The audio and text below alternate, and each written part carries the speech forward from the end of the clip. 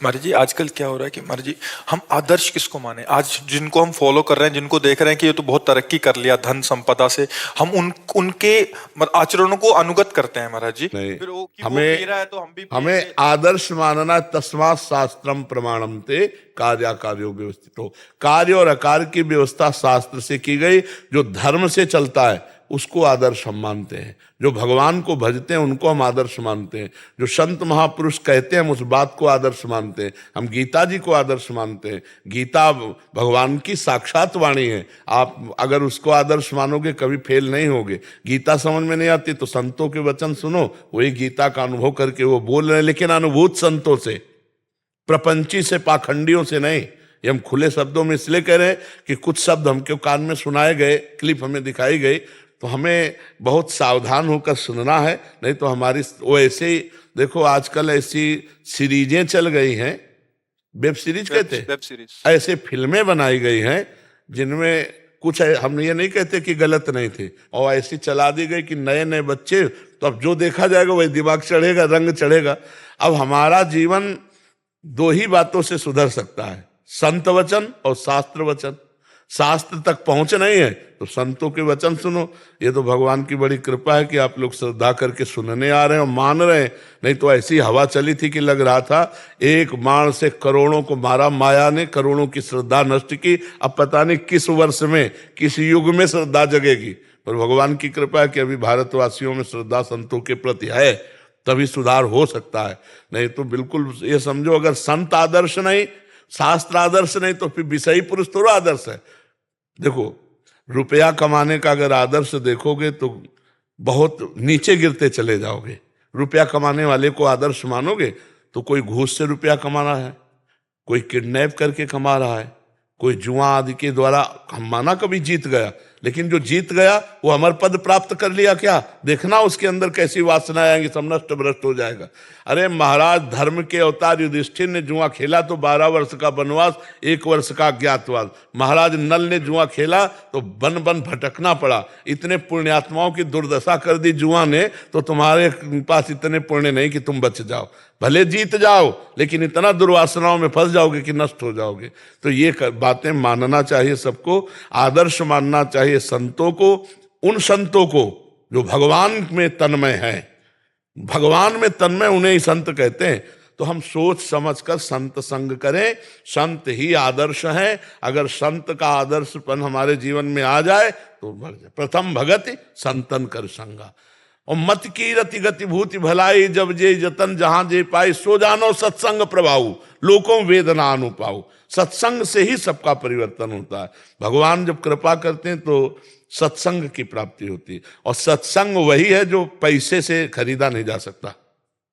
सत्संग वही है जिसमें केवल भगवान की प्राप्ति की चर्चा और भगवान की प्राप्ति की भावना हमारे अंदर डाली जाए। जैसे अर्थ दे दिए तो आपने खरीद लिया ना सत्संग, तो आपके अंदर अर्थ की प्रधानता है, तो सत्संग के वाक्य आपके ऊपर काम नहीं करेंगे। देख लो, बस यही तुम्हारे दिमाग में अभिमान रहेगा, लेकिन 4 घंटे में कौन सा शब्द तुम्हारा कल्याण करने वाला था वो तुम पकड़ ही नहीं पाओगे। वो तब पकड़ पाओगे प्रणपाते न प्रश्नया, जहां अहंकार छोड़कर गए, घुटने टेक कर बैठे और फिर आपको सुनने को मिला, तब लगा कि हाँ भगवान की चर्चा है। हम बार बार कहते हैं संत वाक्य, सत्संग, शास्त्र वाक्य, अध्यात्म, ये पैसे से नहीं खरीदा जा सकता। और जो पैसे से खरीदा जा सकता है वो होता नहीं है, वो चीज नहीं होती। इसलिए आदर्श संत हैं, पर भगवान से प्रार्थना करें कि हमें संतों का संग दे, नहीं तो पहचान होना कठिन है। गुरु जी, इसलिए आप ही मेरा आदर्श है। नहीं, हमारे तो पास जो है वो सब संतों की जूठन है। हम तो संतों के, हाँ इधर से आ जाए थी। बच्चे पीते हैं शराब, तो उसका क्या करें? बच्चे शराब पीते हैं? हाँ, बहुत कठिन समय आ गया है, बहुत कठिन माता जी, बहुत कठिन समय है। अगर आप रोकोगी तो आपको पीट भी सकते हैं, गाली भी दे सकते हैं, आपका अपमान भी कर सकते हैं। हमने देखा है माता पिता को पीटते हुए।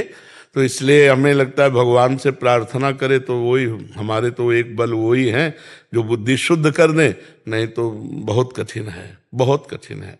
नए बच्चे ऐसे गिरते चले जा रहे हैं। हमारी जो नई पीढ़ी है वो व्यसनों में, नशा में और व्यभिचार में, इन दो में बहुत जोर से गिरते चले जा रहे हैं। और ये जब तक दोष रहेगा तब तक ना आध्यात्मिक उन्नति होगी ना लौकिक उन्नति होगी। नशेबाज लौकिक उन्नति कर सकता है क्या? बेविचारी लौकिक उन्नति कर सकता है क्या?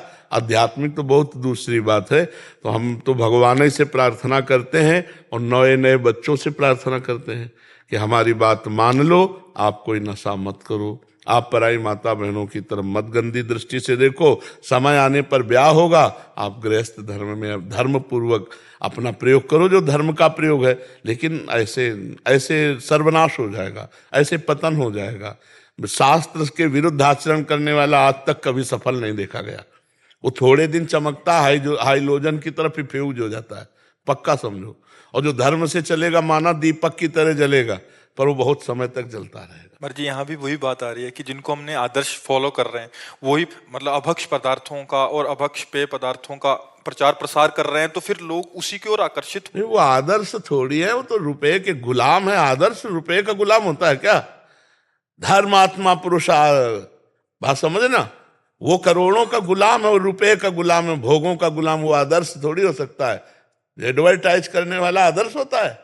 आदर्श की एडवर्टाइज नहीं होती, आदर्श का प्रभाव होता है, बिना किसी एडवर्टाइज के प्रभाव। और एडवर्टाइज कोई आदर्श होते हैं? आदर्श पुरुष होते हैं।